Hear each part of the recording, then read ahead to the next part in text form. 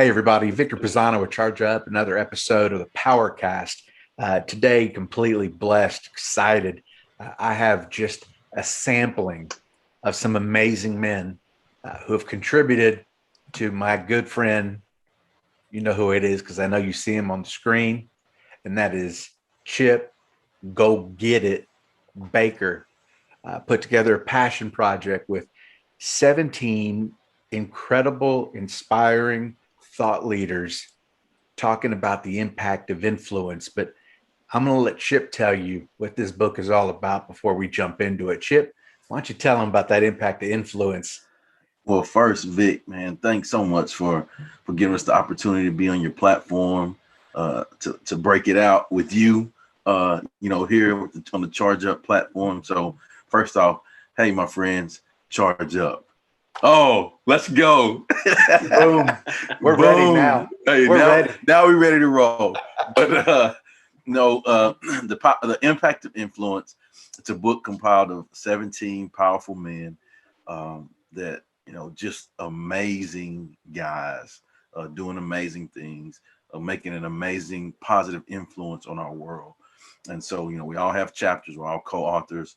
We have in our chapters, we're talking about something or someone that has impacted our life and what we've learned from that, and then how we've taken what we've learned and how we're using it to impact our world in a positive way. And so just so many great stories, and I'm excited for it to drop so that I can learn even more from these amazing men.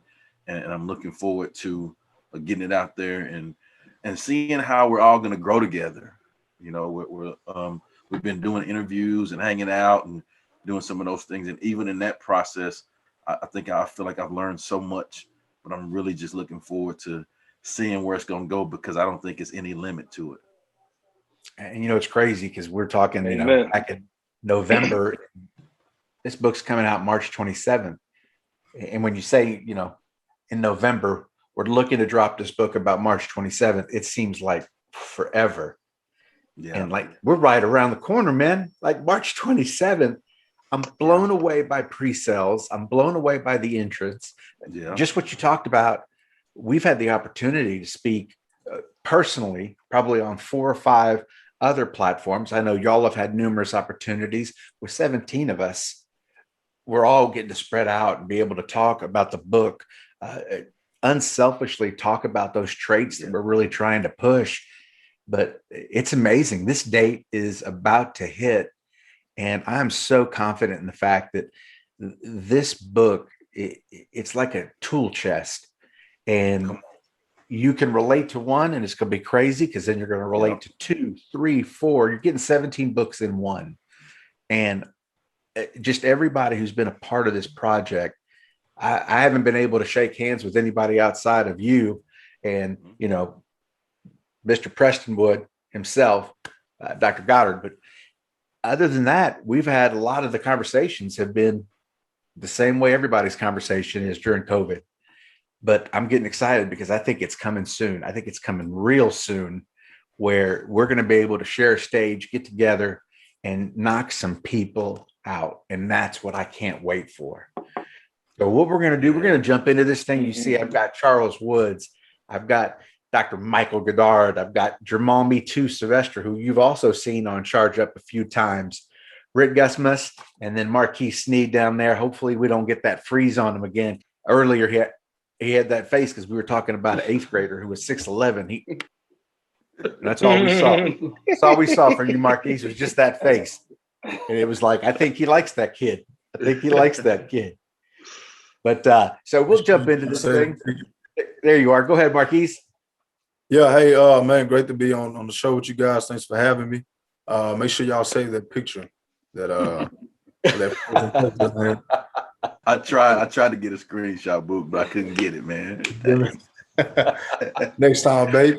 It was the same reaction we all had. Absolutely. But yours just stuck there. That's how we knew you were frozen. So I'll jump this thing around. You guys just jump in as you see fit for an answer.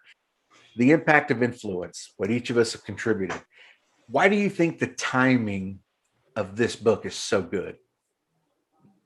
the positive aspect of things is needed so bad right now. There's so much negative going on in the world. It's just amazing to me when we talk about 17 guys being able to sit down on a platform like this. No, we have not all been able to sit around each other and high five and all of that. But for us to be able to dialogue on a platform like this and just keep it on a positive level, laugh, smile, support each other, man, is amazing. There is a need for that type of love. Like one of our authors talks about, man, loving out loud, man. It is a need for that type of love out there right now. And there is no time like right now. We might as well put it out right now so we can empower people, you know, to fight through some of the bad things that are going on, and know that you have others out there that'll support you as well as you move forward, man. There is a big need for positivity. And I think this, the impact of influence is a great start to that. What you waiting for? What you waiting for? No time like now. Go get it. Go get it, baby. Ain't waiting for nothing. Hey, and to piggyback on that, fellas, I think being an educator like Dr. Goddard is, and I think, you know, some of us are. There was an anniversary, just last week of when schools shut down last year. And then, Charles, you're talking about what the world needs right now. I don't think there's any coincidence that the timing is what it is for this, because I think I saw a meme early on or kind of midway through the summer last year that stated you're either going to come out of this as a saint or a drunk or like a strong man. So you're going to be in your basement lifting weights. You're going to do things that are not healthy, or you're going to take your character and you're going to push it forward. And so this is exactly what we've done. And I, first and foremost, Victor, thank you so much for having us on the show. And I love the charge up theme and topic and title. I mean, that's who we are. We are, you know, Chip had put out a tidbit from his talk about big charger people a few months ago. And I think that's exactly what we are, and people need that. So I think if anything, the timing, this process, this journey has revealed character, has revealed the character of these 16 men, 17 men that have written this book. And that's what fires me up. So not only is the right time for the people of character to rise, it's always the right time for that, right?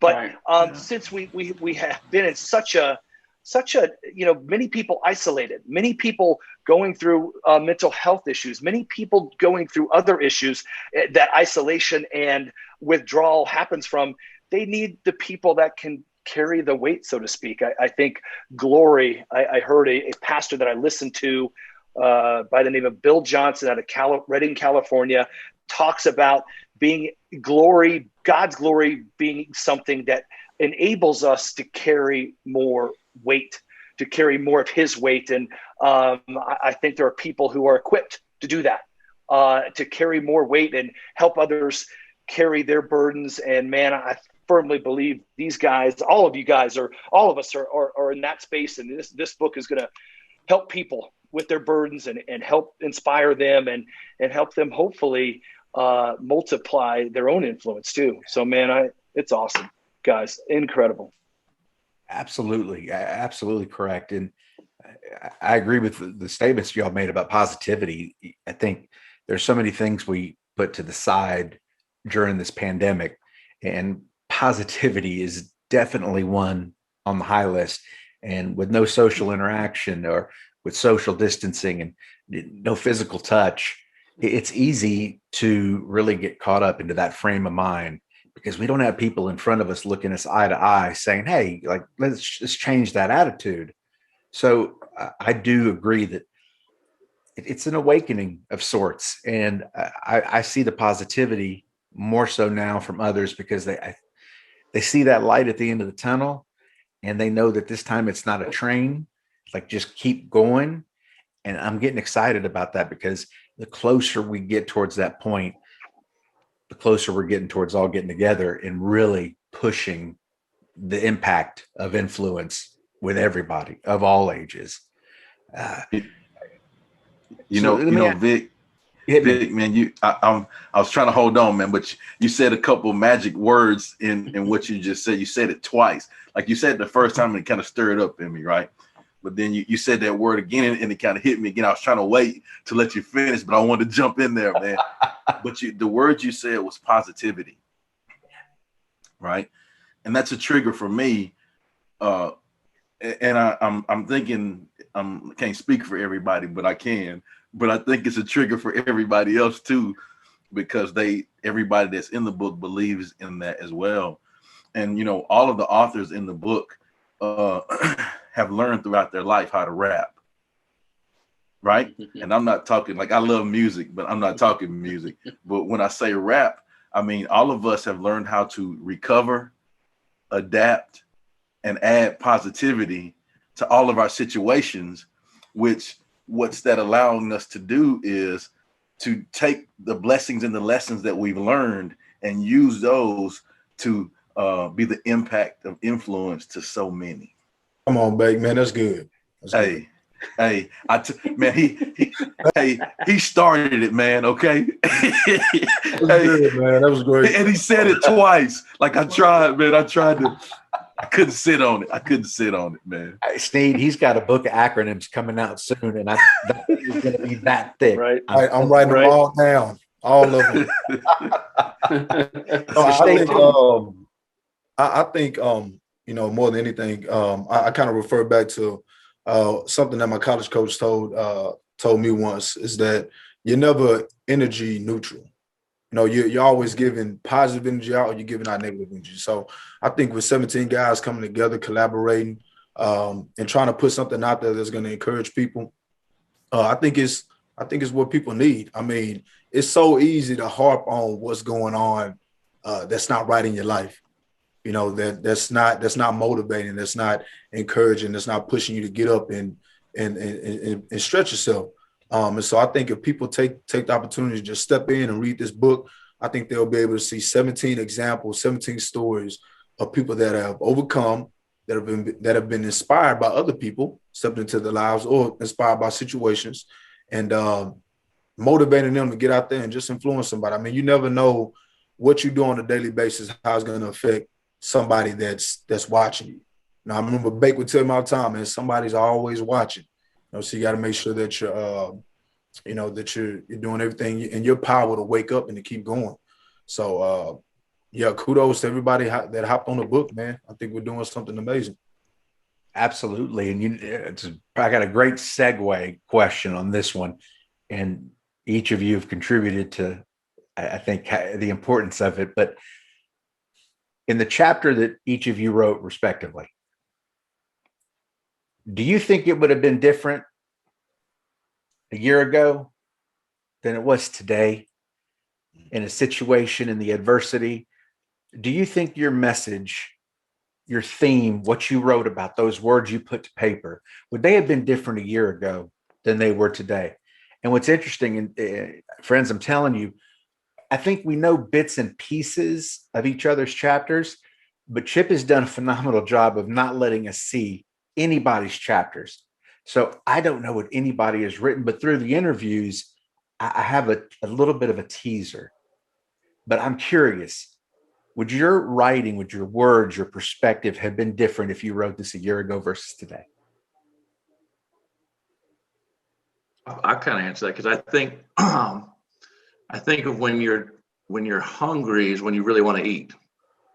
So stay with me, because when I think there's a hunger now more than ever for positive impact on people and what influence means, because they haven't seen it in other places that they normally got it from. So those guts are empty. So there's a deeper hunger for that. So we may not have changed the stories of our lives or different things, but I will tell you, all of a sudden our stories resonate with a hunger that's much deeper than ever would have been before. And I will tell you, just Chip, and he's done such an amazing job of bringing this huddle together, because I'm a former D1 quarterback, and I have never felt more cohesive about something since all the way many, many years back until now with this huddle, because this world has been very, very hungry for people of action, not people to talk about it, not people to say, do this, do that. I don't see a single person that we've been a part of any of these interviews or even part of this book that wants this for personal gain of themselves, right? This is for an opportunity to feed those who are hungry, to see what it means to have an impact and influence. And I think that question is such a powerful one, Vic, because I'm not sure we would change our stories, but our stories resonate that much louder now. It's a great point. That's a great point. What do you think, Jamal? I don't think it would have. I don't think it would have changed. I think what it did make me do was it made me go back and reflect on what I ended up writing about. And so, you know, I've been on the show, and so I've talked a little bit about what my journey or what my travels have been like, and it forced me. I thought it was going to force me into a dark place, but it forced me into a better place. It gave me some clarity. Chip knew what he was doing. Like we've all said that he's the mastermind behind the, you know, he's, you know, in Wizard of Oz, like if it wasn't for Toto, we wouldn't have never knew. You know, Toto don't get enough credit in the Wizard of Oz. We wouldn't have never knew. You know what I mean? We always talk about Dorothy and the Tin Man and the Lion, but it was Toto. Toto went behind and pulled on my man's leg and then pulled the curtain down. And it was like, oh man, wait, hold on. So it was somebody behind this machine making this stuff. Chip, you know, he brought all of us together, some of us who have been struggling with our own books and trying to get the book out, and, you know, with COVID and, you know, just being stuck and, you know, just dealing with everything. And Chip was like, he knew exactly who to text, when to text them. You know what I mean? I know he probably had, in that notebook, he probably got it all wrote down, our names, what time, the day. Like, I know when I'm going to call and when I'm going to text each one of these guys, because he knew that, one, the power of bringing all of us together. Like 17. Why pick 17? Why? You could have picked 5. You could have picked 6. But when I looked at what the number 17 meant, it meant overcoming the enemy. It means complete victory. And when we think about being impactful, and the title of this book, The Impact of Influence, we got so many people that have been defeated by COVID, that have been defeated by being stuck at home and, you know, lost their job. People that had to make career changes. They're making half of what they were making before COVID. And so people need victory. And so that's why it's 17 of us.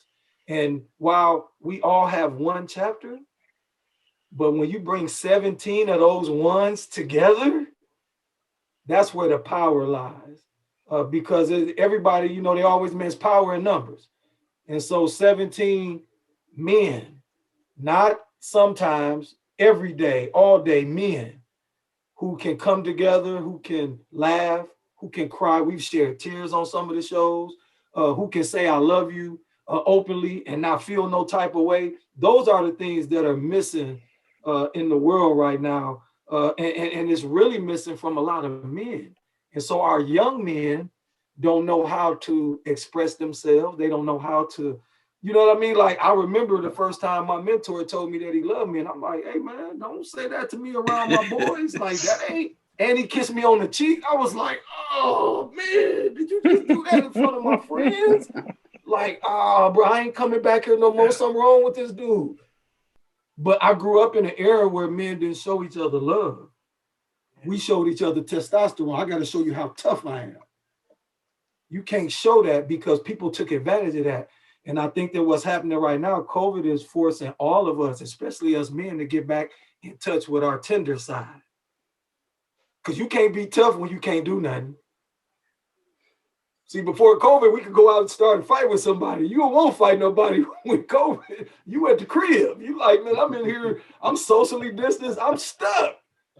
And so COVID is forcing us men to get in tune, you know, with our feelings and our emotions. Because look, you think about family time. Man, people weren't eating dinner with each other anymore. It wasn't game night. All COVID allowed us to do all of those things. And so it's bringing families back together, and it's repairing families and repairing marriages. And so while it was negative in the beginning, I think for a lot of us, if we're honest, it's while it was bad and we lost a lot of great people, I think COVID has been a blessing to a lot of us because it gave us some things back that some of us had lost.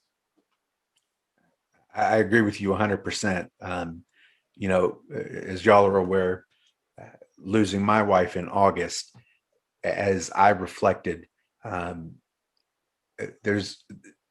think it's important to find joy in hardship because it just helps navigate.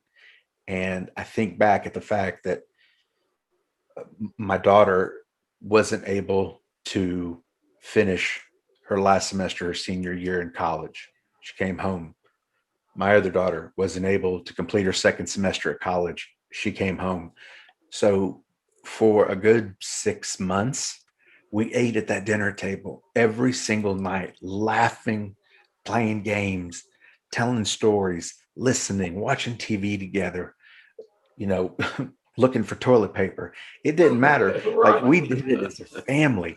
And when I think about it, I have to pinch myself and say, we would have never had that if it weren't for it. So I have to give thanks and praise that in the storm, we had a stable boat and we made it through that. And I think that made us all happy. You know, the girls, I know it made Beth happy whenever the girls were home. You know, that's where she was her happiest, to have the whole family here. And you're right, because what I think has happened, though, that worries me, and we talk about each of us in a leadership role of trying to influence others, is instead of that fight going outside, what really worries me over the past year is so many have taken that negativity to social media. And social media has become an outlet where I don't think leaders understand that you're always on stage and what you say stays forever. My dad had a great saying. He used to say, when the son swears, slap the father. And what he meant by it is, you may hear a young kid be disrespectful. You may watch actions that those aren't of character and value. But before you judge that person, look to the next generation. What's mom and dad doing? What are they teaching that person? And that's my biggest fear in working with student athletes. A lot of their perspective and opinion comes from those who are closest to them. And being a year separated, they haven't had the guidance of coaches. They haven't had the guidance of teammates. So do you think that this book and the amount of interviews that we've done and will continue to do is going to play a role in that aspect of positivity on social media? And I think, Vic, in all of what we're doing, you know, we all are sharing our stories. And so I'll just take you, for example, you know, the things that, you know, you've had to grow through, you know, and being vulnerable and transparent and opening up and sharing that story and writing about it. You've had to grow through some things and continuing to grow. We all are, you know, we all have grown through some things, and we all are continuing to grow through some things.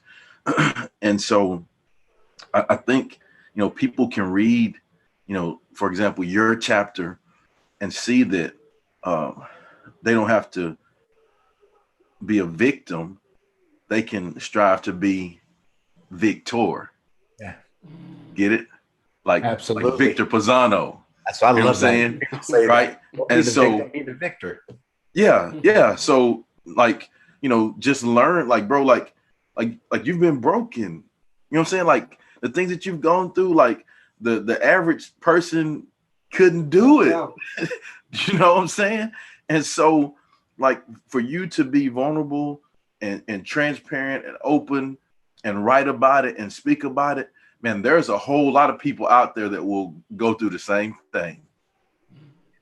And for us to be able to put this out there, and that's just one author, you know, it's 17 others, you know, that's telling their story. So the whole book is so many people that will go through hardships like we all have grown through, right? And it will allow them to just move more efficiently, more effectively, show them, but not only show them that we've made it, but also give them the tools to equip them to help them make it. Like, we're breaking down the tools. Okay, this is what happened to me. This is how I got through it. And this is what I'm doing with it now in my life. So now if I'm a person that's reading that book, like, all I got to do is take notes and apply what I'm learning. And that's, man, now I'm ready for the world. A victor. Now, Charles, I've heard you talk about, you know, at the school where you're the principal, like, it's positivity, period. We won't settle for anything less. Right. I'm sure you found yourself really having to display that sense of confidence, positivity, and happiness more so now than ever, to bring those kids up and empower them and elicit what's deserved. Right. And people always ask me, man, how do you function like that? How do you do that? Or that not a whole lot of people are like you, because I stay positive all the time and I look at the bright side of things all the time. And I'd say, well, man, I love what I do. You know, I get up in the morning. I love coming here. I love coming to my second home and loving on kids, supporting adults. I'm in it because this is what I love to do. You know, I have those conversations with teachers or my administrators, you know, like one of the meetings that I missed, one of the interviews, one of the few that I did miss, it was because I spent some time after that talking to my administrators outside of school, just going through some things, everyday practice, man, and how to get on the bright side of things and stay on the bright side of things, because it does tear people down and apart, man. For me, I don't think it's a blueprint that I have or anything. I wake up in the morning, man, and I'm happy to have another day to be able to walk in the building and impact others, you know? So I just look at it like that. It's an easy thing for me because that's all I've ever thought about, man. I am lucky to be able to go into this building, whether it was Caney Creek High School, Conroe High School, Klein Forest, and my job now at Klein Intermediate. You know, I enjoy it, man. I have the privilege of going in here and impacting kids' life. This is what I like to do, you know. And to speak on the piece that you talked about with social media, man, when Chip reached out and talked about the book and writing in the book, you know, I'm thinking about writing a book, but I never knew that we would be on platforms like this. This right here, where we get to have dialogue with each other. You're talking about 17 positive men, you know, not 17 all the time, but we get to, you know, have dialogue with each other, different groups of each other, and just putting that out there in social media, man, that is huge, you know, because I spend my days looking through different texts and different things on Instagram that kids are sending each other, and you wondering, why is this going on? And you're right. When you said, like, when you talked about the son, when the son swears, slap the father, you know, you have to be, and what was my thinking of what I call it when we're talking about culturally aware. You know, culturally aware isn't always just talking about if I'm Black, white, Hispanic, Puerto Rican. Culturally aware is what is going on at home, the culture of the home. You know, you have to be aware of that before you sit there and you try to judge a child or any individual. You have to be aware of that, man. You always have to be aware of what's going on.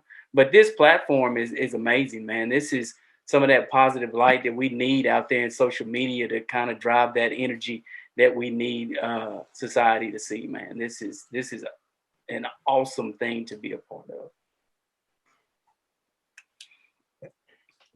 So one thing that I find interesting is, you know, our generation, each of us are around the same age, other than Chip. See all that gray, you know, he's got a lot of wisdom. But good to see you, Vic. Yeah. Hey, this costs a lot of money. And young Marquise. Yeah. Thanks, buddy. Got Marquise down there.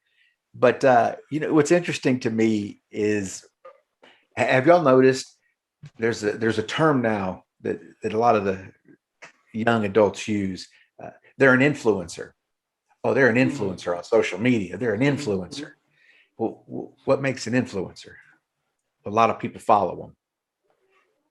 And it's funny because I think they don't know the trap that they're about to get caught in, because it's the same as our generation thinking that a title, a rank, or a position made you an influential person. And we all know that's not what it is. We're going back to the basics now of what makes a leader. What are those qualities? What are those traits? It has nothing to do with title, rank, or authority. It has everything to do with the foundation of morals and values you have. And my concern is we're letting this other generation call people influencers who just have a lot of followers on social media, and that's what they're aspiring to be.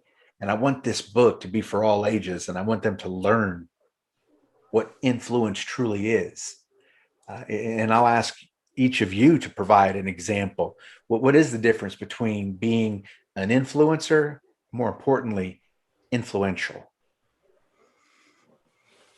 The thing from a social media piece of it is you're an influencer for the moment. So, I mean, it's you're fleeting. So your tweet lasts 2 seconds and then it's moving on. So it's really a very temporal, influential piece of it. I think it goes back also to the part where we recognize the power of the things we do on social media. I know one of the things I've learned and love the most about this group of guys in particular is I get to connect with them now on social media and watch it, and they're living it out every day. I mean, Brett's over there dancing in the snow today, giving me fired up this morning, and I'm like, man, I'd be crying with all that snow. I mean, it's just, you finding ways to be an influencer over a sustained amount of time. That's where I think is something that's really powerful about this book. When I first met you, Vic, and Chip, we sat at a table, and I told you, like a few weeks later after I'd met with you, God's got something working. Well, we're going to be collaborating on something. I told you all that, didn't I? Yeah, you did. Now, I didn't realize the great quarterback, AKA Toto, was going to be bringing everybody together at the level he was. And I mean, 17 people, that is so powerful. Here's a piece of influence that I think that people, let's just call it for what it is. We don't all look alike. We don't all live in the same place, but there's some common denominators that I think this world needs more than anything, which is to see men, and Jamal talked about this, to see men standing tall for influence that's way beyond a tweet. You can tweet for a second and it'll influence for a second, but the impact, the influence, and this piece, I think we're just getting started, is that a lot of people have been talking about action and a lot of people hide behind a keyboard. But we've decided to do something that's going to be sustaining and allow us a platform to show that regardless of our race, color, creed, religion, those pieces, we live with our heart, our mind, our soul moving forward to make an impact on so many different people. And that's the part I think is probably the biggest excitement piece for me in this book, is to see these teammates all coming together to do that piece of it, to make a sustaining impact. Man, amen, Doc, amen. And there's so much to unpack over the last few minutes here, guys, and I just want to touch on a couple of them. And so Mike talked about influence being sustainable and our insides matching our outsides. So yes, every man in this group, I think, lives it, and they live from their heart, and they live with the passion that was put inside of them. And that doesn't always come out when, there's no heat, there's no trials or tribulations in our lives. Excuse me, I lost my wording there. But so that comes out. So the work that changes us, which we've all been changed by, brings us together. And so we can all point to, whether it's our chapter in our book, and it certainly is for me, my chapter wouldn't have changed before everything happened, because there was a story inside this idea of Proverbs 13:12, hope deferred, making the heart sick. And I'm like, man, it can make my heart sick, or it can make my heart stronger. And so that is, I think, a huge part of it for me, where I can be influential, and then my influence can actually sustain a way of life. And so that way of life for me is acting with passion, overcoming obstacles, persevering at any cost, and allowing my story to change me. If I don't allow it to change me, then influence doesn't have the substance or the impact like we're talking about. And so I mean, it absolutely is who I am, like Charles was talking about, and what I was made for. And so I was made to be a high energy, charged up individual who loved life and was going to pass it on to others. Because there was a time where I wasn't. That wasn't me. And I lived in a lot of shame and in a lot of other things that I was looking for that spirit in all the wrong places. And so with that being said, if my insides do not match my outsides, my influence will not have the impact. And I, like Doc said, the moment, we all live in the moment, and we all are looking for that next piece of the slick word or the person who's shining, and that doesn't, I don't think that has actual influence on people. And obviously, when people garner a following, yes, people are attracted to that. But the greatest thing I know for me is staying true to who I am, to thy own self be true, and whoever catches that energy catches it. And it may never be thousands, tens of thousands, millions of people, but there will be a circle of people that through me doing my work that has changed me will bring people together, which obviously every man in this particular book, every man in this meeting has done. And it is such an absolute honor for me to be a part of it. And doing what I'm made for, you can't help but be passionate about that. So thanks so much, guys. Absolutely. Let me ask you this. I'm going to throw this to 𝗵𝗲. 𝗵𝗲, what does influence look like in adversity?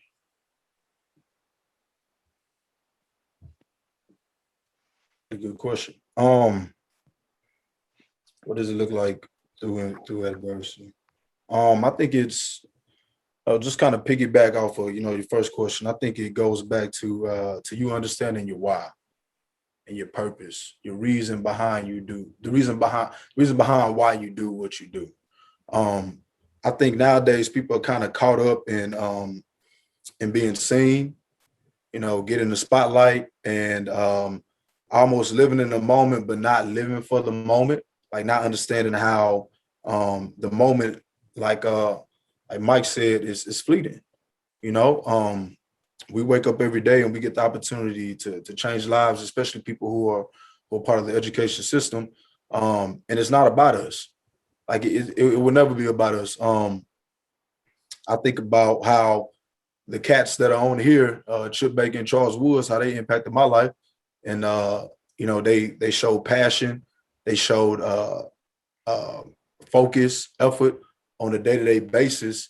And for me, looking at them as a kid, I understood that for them, it wasn't about them getting the glory, them getting the spotlight, them getting the honors, but it was essentially about trying to shape and build young men. And I think whenever you can focus on getting up every single day and understanding that somebody, like I said earlier, somebody needs you to show up and be who you are, I think that encourages you, that energizes you, that fuels your tank in order for you to show up and continue to be who you are on a day-to-day basis. So I think when it comes to being an influencer through adversity, understanding that there's power in who we are, there's power in what we do, there's power in our decisions, and somebody's always watching, like I said earlier. And as long as we keep that focus, we'll continue to help develop people that need that energy, that need that passion, that need that power to continue moving on and being themselves and just waking up to be who they need to be. You asked the question you asked of 𝗵𝗲. You asked of him, what does influence look like through adversity? And I'm glad you asked him that. and I wanted to answer for him, but you know, he needs to answer that. He did a great job answering, but I wanted to answer. It looks like Charles Woods. Right. You know what I'm saying? Like, so, and the reason I say that is because, like, Charles Woods was Marquise's track coach and position coach through adversity that both of them was going through in their life. Mm-hmm. So when you ask, what does influence look like through adversity? That's Charles Woods right there. Mm-hmm. Him. That's what it looks like. Right. And for those of you guys that don't know, that's checking out this segment, like in the chapter in the book, like Marquise, who you write about in your chapter? Woods. Charles Woods. Come on. That's my guy, man. That Bookie's my guy. You know, we were great guy, man, and the friends that he has too, great young men, man. I love those guys to death. Bookie is a special guy though, man. I remember when we were having spring football, I pulled all those guys to the side and I said, hey, I'm going to have one sophomore on varsity football playing corner next year. Guess who paid attention? Bookie. Bookie bust his tail, worked out during the spring. And next thing you know, Bookie is starting corner for me as a sophomore on varsity. And his work ethic is amazing. Their junior year, Bookie goes to they were undefeated all year in the mile relay. They could have did a lot more, like he was a 200 runner too. We get to the state meet, they lose by a couple of inches. But that senior year, they come back and they win state, you know. And a lot of is that leg that Bookie ran. How many people you passed, Bookie? Probably about 4. Come on. Bookie passed about 4, ran his fastest split ever. Hey. Man, we at the state meet, and one of my buddies from my hometown came. You know, he's sitting with me. You know, we behind. He get the stick, and he looked. He's like, "Oh man!" Like my buddy, he don't know. He hadn't been to. He hadn't seen. He didn't know, right? And I was like, "Oh, we good." We need to watch. We good. We're not worried about it. We good. Oh yeah, we good.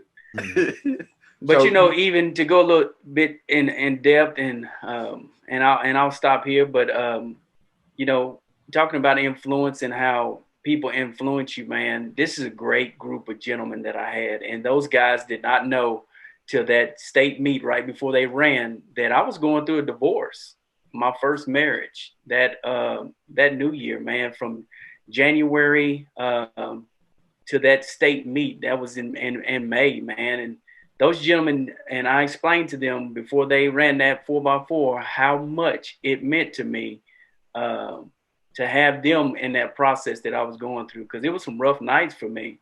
But when I walked in that building, couldn't nobody tell. When I see them guys' faces, they didn't realize, because they brought that energy, and that was the love that those guys showed me, the love that we have for each other, man, that got me through a whole lot.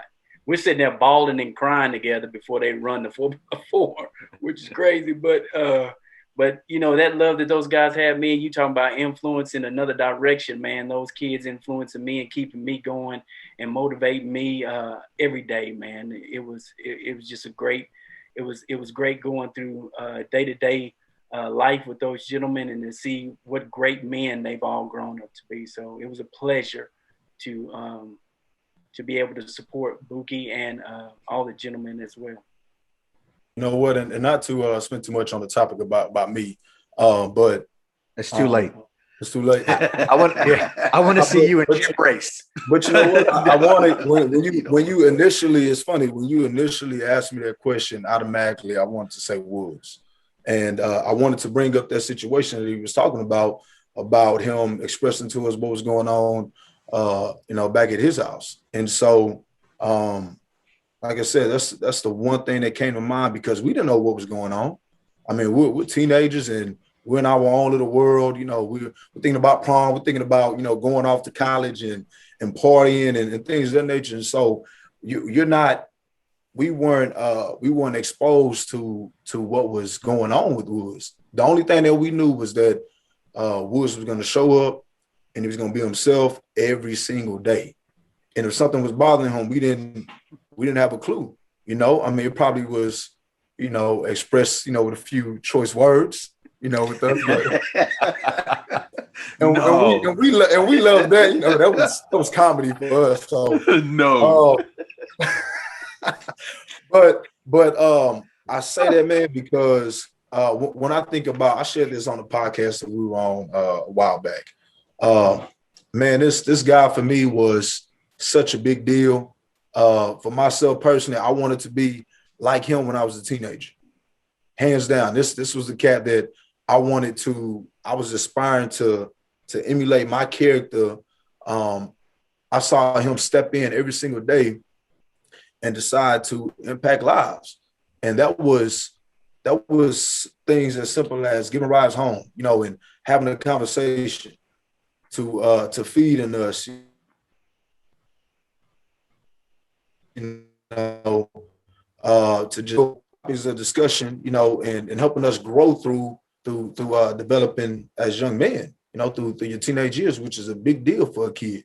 And so for me, the reason why I do what I do today is because of Chip Baker, is because of Charles Woods, is because I realize that every kid has a story. We all do. And to have the privilege, the opportunity to just play a small little portion of a kid's life, to just plant a seed, you know what I'm saying? And hopefully see that seed grow one day. I mean, we don't know what we do, you know, on a daily basis. Just showing up, man, just showing up and fighting through adversity, like Coach Wood's situation on a day-to-day basis. What's going on at that track meet? Like, I'm sitting back thinking like, wow, all this was going on. Like, this is real deal life stuff that Woods is dealing with. The stuff that I'm going through, you know, trying to get $1 for some chicken poppers really ain't that big of a deal as a teenager, you know, just trying to compare different worlds. But it's man, it's real. It's real, man. And so I'm greatly appreciative of his effort, you know, his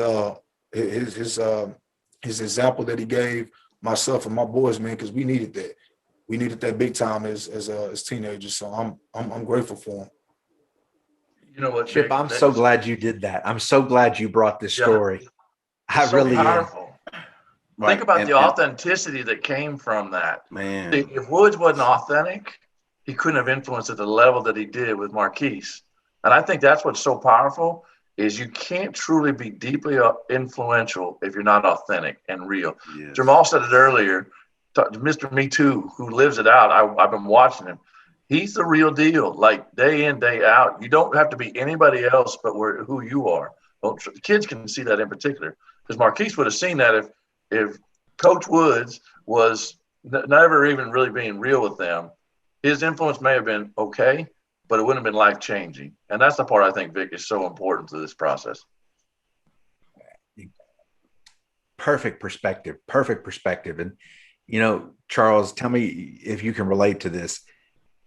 I avoid using the words, you know, that I've hit rock bottom, because it's crazy, because I think, I don't think God lets us hit rock bottom, because every time I do have a bad day and I fall, it's men like you, it's my family and my friends who I can feel just catch me right before I'm about to hit rock bottom. And you had to have felt that way, knowing when those kids came in, they were inspiring you, they were motivating you, they were kind of shifting your perspective for a little bit, and taking you to a place that you were happy, where you were positive, where you could let go of some of the situations in your life for a little bit, for a while. They probably influenced you as much as you influenced them during that time. They did. That is a true statement. You know, driving home, it was hard. You know, it was miserable driving home, but driving to work, it was great, man. It was great to see those guys and interact with those guys, man. It's amazing. And we know it's going to be a show during fifth period during athletics, and then after school at track practice. And let's get it when it's the track meet time. Like we're going to have an amazing time together, man. So they did influence me. They like we talked about, like at that state meet, man, right before they ran, man, they helped me through and they just don't know how much they did, but I felt the need to share that with them at that time too, because, just like I hope to impact them, I wanted them to know how much they impacted me and helped me through. Jamal, I want to throw that to you because when we talk about adversity and what influence looks like during adversity, I hope that those who have followed Charge Up remember our interview. It was one of those that, your story resonates. The trials that you had to go through to get to the professional level to play basketball, the struggles that you had through high school, through college, just to make it there. And for most people, that's the dream. And for you, you were dealt another blow. Where did that influence come in and change your life?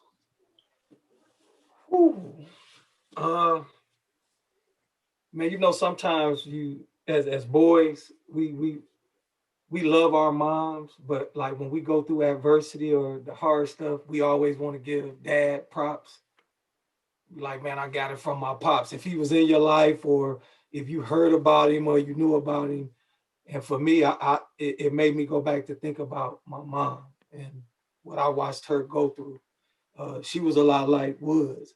Like, we didn't know we was poor until we went somewhere else. Like, she never let us see any of that. Like, I can remember now hearing her cry in the bathroom, or, you know what I mean? Like, you've been in the bathroom too long. Like, what's really going on? But as kids, you like, man, she good, or, everything good. Our lights is on. We got clothes, there's food in the refrigerator. But it was watching her go through that. And I remember a situation where she was in a broken moment where, sometimes life can beat us up for so long and you can only be strong for so long.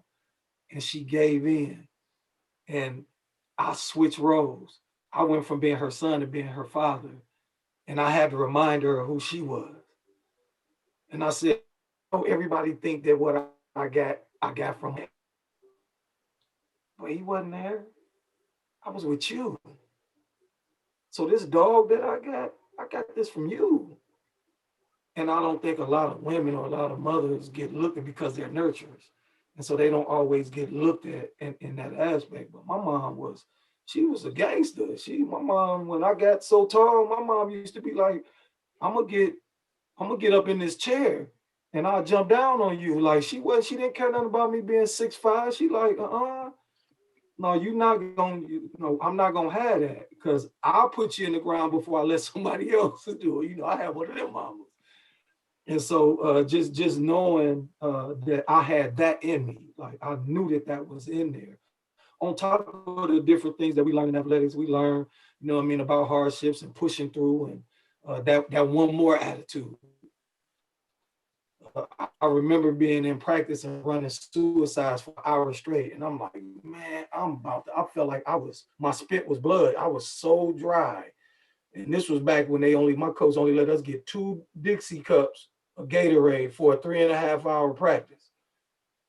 And so we had to drink Gatorade wisely. You have to pick your moments. And I remember, like, man, I'm really ready to give up this scholarship. Like, man, this dude is crazy. So we ain't gonna play with no basketballs today. Like, I didn't sign up for this. And then I remember my teammate was like, come on, Silk. My nickname is Silk. Like, come on, Silk, one more. And I'm like, man, I ain't got it. And then I ran one more. What I didn't realize was we ran 10 more one mores. And then I found something else in the tank. So until you get pushed to that limit, you know what I mean? Some of us get cool and we get content and we get complacent. But man, you know what? I'm growing to love adversity. And I'm growing to love being pushed to the limit, because the things that I learned about me, the skills that I gained from going through that, oh man, I wouldn't have got the phone call to be a part of this book if I didn't go through that. And so I feel like I got a right to speak. I paid my dues. I don't bounce back, I bounce forward. That's my superpower. I bounce forward. Okay, yeah, you knock me down, but I'm finna take it while I'm down. I'm finna take these lessons. I'm finna download all of this information so that when I get back up, I'm gonna be further along than what I was when I got knocked down.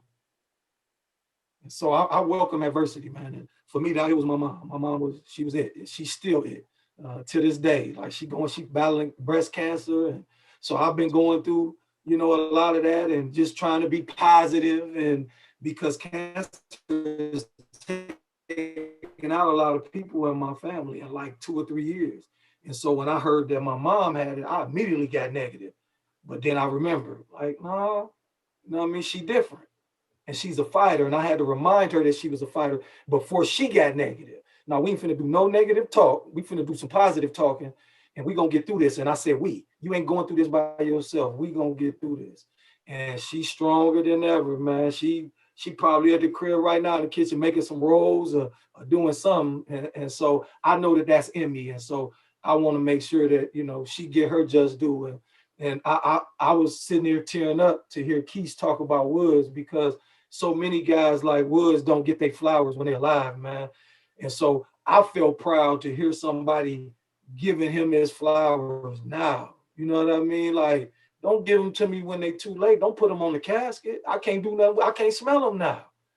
Give them to me now. And so I appreciate you, Keith, for doing what you did and honoring that, because it's a lot of us who've had men like Chip and like Woods in our lives, and we never told them thanks, man. It's the 10 lepers. Man, he healed 10. What he said, he healed 10, and only one of them came back. Only one of them came back. All of them had it. He healed 9 of them. They took it and ran with it. One came back. And so I thank you, and I champion you for coming back, man, and giving that man his flowers, man. And by the work that you're doing in the school, that you see what I'm saying? That's made for TV stuff. People don't believe stuff like that happen, man. Not where we come from and how we was raised. And so that's the impact, the influence. That you can say that I want to be like him, and then I'm gonna prove that I want to be like him. I'm gonna go back and I'm gonna work at my high school just like he did. Just like he did.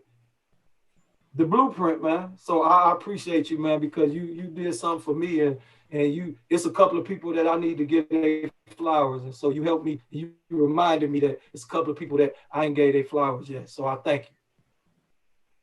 Great young man. Man. Hey, you know, what comes up for me, and I want to talk about this too. I think, well, first I'm going to just say, and both of those guys are in the same book together. First. Oh, you know, and so, like, you know, I think like when like Woods was talking about, you know, how those guys, you know, helped him, but like when I think about all of him and all of the guys that, you know, he grew up with, just a special group of guys, but one thing that they all had was love for each other. They loved what they did, and heart. I mean, you know, like them guys showed up and gave everything they had to give every day, you know. And when you do that, you know, you can take that and put that in. So they were quarter runners.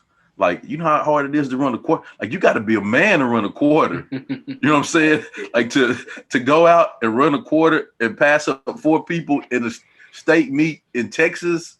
Like, you got to be a man to do that.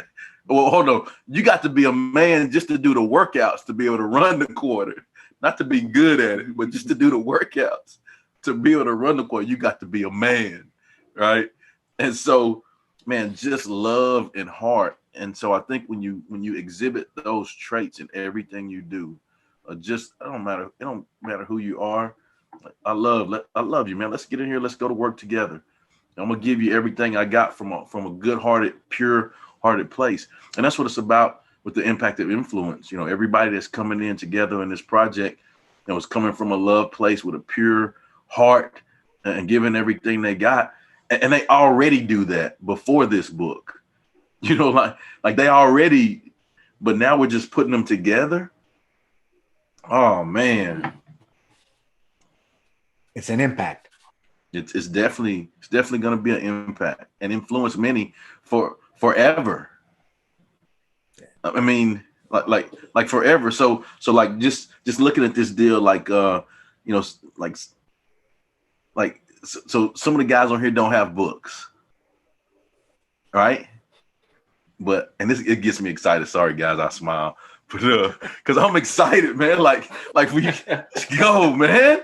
Like so like from this, like you guys will have books. So like even if the book is just sitting on the table at your house, your kids can walk by the book and say, "Man, my dad's an author." Yeah.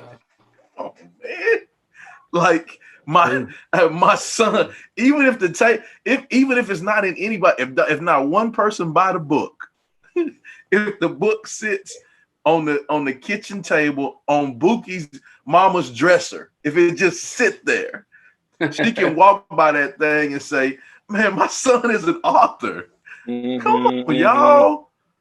Absolutely. And Absolutely. so like, man, that's what it's about, man. And I'm just so happy to be on the journey with like all of you guys. And man, it's no limit to the things that we will be able to do as far as helping others, but then also achieving our personal goals, you know, because we can all help one another, showing love and heart and passion. So like if I know like what's Wood's goal, if Wood's goal is to do this and I got experience in that, well, I'm gonna help Woods do that. Or if my goal is to do something like business wise and Victor has done that, well, now Victor can help and has been helping me, you know, like all of those things. And so we can help one another. And when we come together, man, we just help so many people in the world. It's crazy when you're individually, all of us collectively, we're all in on the title. It's not just the title of the book. I mean, it's something we've invested our lives in. It's the lifestyle. So, you know, people like, what's the title of the book? It's like, not really a title. It's more like a theme. It's a passion of each of us. It's our impact of influence is really what it is. But okay, I'm gonna throw a philosophical question to the man in charge, Preston Wood. I'm gonna go to Dr. Goddard here. Probably the smartest one, so I figured you would take this one and think of it. You You ready? better raise that bar then. Okay, it's fourth down and the clock is running. Okay, we need to score here. What counts? I've down the ball on a fourth down before, so be careful. You stopped the clock, didn't you? I stopped the clock. I ain't scared. What counts in leadership that we're not counting? Oh, wow. That's a phenomenal question. You know what is, I think that too many leaders don't connect. And I think that is a huge gap in a lot of leaders now. Is they think they do. So we go back to social media. Just because you got a social media page doesn't mean you're connecting with people. And people assume they have a lot of friends because I have 10,000 followers, but they're not my friends. They're not connecting in. I think, again, as you start looking at Woods, Marquis' story, and really even as Jamal talks about his, and I know Coach Brett is doing that with him, and of course Chip does that in a great way, but the connecting piece of it is the catalyst, the turbo that sets things at a whole different speed and level when you come to leading. And so I think that's a huge piece. When you can find a connecting point, those who are most gifted, I think, in leading will find a connection with every single person in the room some way, somehow. And I think this book does a great job of that too. Brett, what do you think when you think about what counts that we're not counting? And Victor, it's a great question. And Dr. Mike, connection is definitely a huge one. And I think as connection goes, one thing that we haven't mentioned, that I haven't heard, is we've mentioned vulnerability a lot, which is incredibly important for connection. But you've got to have the willingness to put on your Mickey Mouse hands. Yeah. Truly. So I've seen Dr. Mike in school with his Mickey Mouse hands on, and that is something you don't see it. You don't see people really get out of their comfort zone. I mean, really get out of their comfort zone, man, and be like, okay, I'm going to perform, or I'm going to, actually be on stage. Not that we're focusing on us, but it's something out of the ordinary that people are afraid to step into that really liberates them, which I think helps liberate everybody that they're leading. So Doc, kudos, man, for putting the Mickey Mouse hands on and connecting with the elementary school kids, the kindergartners, and so I think that's something that we don't talk about is or are unwilling to do to a certain degree is step into a vulnerability that has us way out of our comfort zone. And obviously, that may not be out of your comfort zone, Doc, but when I see those pictures on social media with you with those on, I'm like, man, is he connecting? Is he leading? Is he being vulnerable? Man, he's knocking it out of the park. So I think that would be something that's out of our comfort zone that really that sets us apart. I know your lapel pin too. I mean, yeah, you do. You right, it, Michael. You live it. You gotta have it. Even bobbleheads of me. That's- You gotta be ready. Let's go. Wow, What's up with that? I got to give you one of those. With Gotta You, be hey, you buy the book, you get a bobblehead. That's it right there. That's it. That was perfect. That is awesome. That was perfect timing. Well, man, I tell you, I want to thank you because I think knowing that everybody has the same agenda here, and each of us in some form or fashion have talked about it, it's not for personal gain. I know my goal is always, if I can get one person to read that book, just one, I don't care, one that can translate it into their own lives and create some sort of emotion that they act upon, then every investment of my time and effort was worth it, completely worth it. And to have 17 men all in it's positive in and of itself in society. And it proves the point that as much negativity that comes our way, we control it. We have total control of what we do, how we do it, how we face it. And I think that's the beautiful thing about this book is there are 17 people who are confident that there is no tide that will take them down. And even if it means we all have to hold hands to get through it, we're going to do it. And these 17 men have done that. And it proves the worth of your inner circle. It proves the worth of mentorship. It proves the worth of trusting others and empowering them. And I think that's an incredible, incredible thing. And I talk about this new chapter in our lives as an awakening for a lot of people because we're going to have to learn some social skills again. We got to go back to that firm handshake, looking in the eyes, being honest with people. We're going to be doing things that we haven't done in a long time. And I think it gives everybody a pass to start over. You have a chance to rediscover and recreate who you want to be, that person you're meant to be. And this book does that. And it comes at a great time. But I'm humbled. My only thing with Chip that I asked him is just please don't let me be chapter 18. That's all I cared about. I don't care where I am in the book, but please not 18. Then I know I'm in trouble. But Chip, you've gone from, hashtag chipped in, like there's LinkedIn and there's chipped in. And I'd much rather be on chipped in than LinkedIn because those are relationships that matter when the network man, puts everything together. But props to Jamal because it's hashtag Toto. Like who now? Man, that Toto thing is taking off. I bet it's already trending on Twitter. It's hashtag Toto, the go get it face. But I could not think of a better analogy, Jamal. He really is the person who, like I said, something tells me these people need to collaborate. They need this at their time in life, in this very moment. And I speak for me, and I know I speak for everybody. Chip, thank you for the trust and the opportunity to be a louder voice. You're an amazing person. You know, Mike said it when we all met at John Gordon, there's just something about it. And I said it in the last interview we did with Mr. Q. I'm still singing that song in my head, but Jingle. exactly. I said it last time. What really hit me with Chip is you don't get to learn about Chip when you first meet him because he's so busy asking questions about who you are and what you do.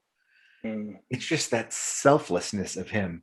And he genuinely wants to know who you are, what you do, what you find inspiring. Chip, thank you. Thank you, man. I can't say it enough. You're amazing. Thank man. you, man. Thank you so much, man. I think same sentiments.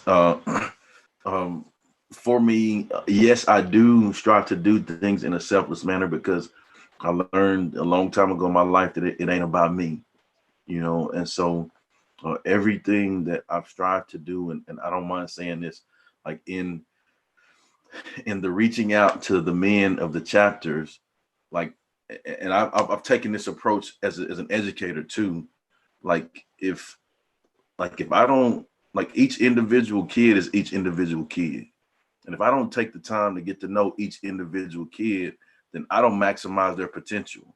And for me to not be able to do that, that's unacceptable to me. So I got to show my butt up, have a great attitude, and give them everything I got every day so that I can maximize their potential. And it's not about Chip. It's about what I can do to help them be better in their lives, right? And so that's how I strive to operate in everything I do. And so in this book, like, it's a personal connection for me to every one of these authors in this book. Like, man, I'll go to war for every one of these cats that's in this book. You know what I'm saying? Because like we've been in the fire together. You know what I'm saying? Like we've learned and grown together. Every person in this book, I feel like I've learned from, and man, I hope that, I know that y'all are seeing it, but I'm just saying, I hope that, you guys see that, man, I'm trying to go hard above and beyond to make sure that, like, Jamal get his book out there, that Britt get a book, Woods got to have a book, man. Bookie, he got, man, Victor, have you seen Victor write? Like, have you read a post that Victor puts out that the dude can write? You know what I'm saying? Like, you got to have a book. Goddard, man, he is amazing. The dude wears Mickey Mouse. Come on, man.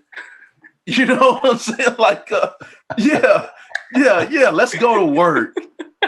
And so, like, just fighting for everyone. And I just, like I said earlier, man, I'm just ready to see, like, when everybody's families, like, actually gets the book in their hand. Yep. Like, I want to see, like, Britt's wife's face. Like, I want to see that embrace. Like, I want to see, Woods.